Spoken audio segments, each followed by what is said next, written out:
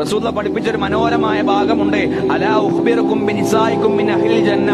സ്വർഗവാസികളായ സ്ത്രീകളുടെ പ്രത്യേകതകൾ ഞാൻ നിങ്ങൾക്ക് പറഞ്ഞു തരട്ടെയോ?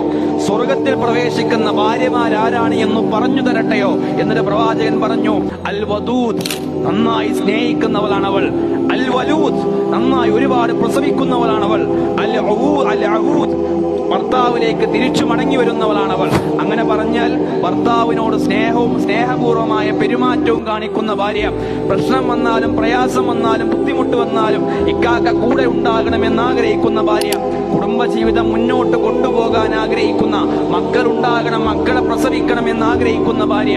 ഭർത്താവിൽ സന്തോഷം തേടുന്ന ഭാര്യ. അങ്ങനെ പറഞ്ഞാൽ കുടുംബജീവിതത്തിൽ പ്രശ്നങ്ങൾ ഉണ്ടാകും. റസൂലുള്ളാഹി പറയാം, അല്ലത്തി ഇദാ ളുലിമത് ഖാലത് ഹാദിഹി യദി ഫി യദിക് ലാ അദൂക അമ്മൻ ഹത്താ തർള. ഭർത്താവും ഭാര്യയും തമ്മിൽ കുഴപ്പമുണ്ടായി, പ്രശ്നമുണ്ടായി.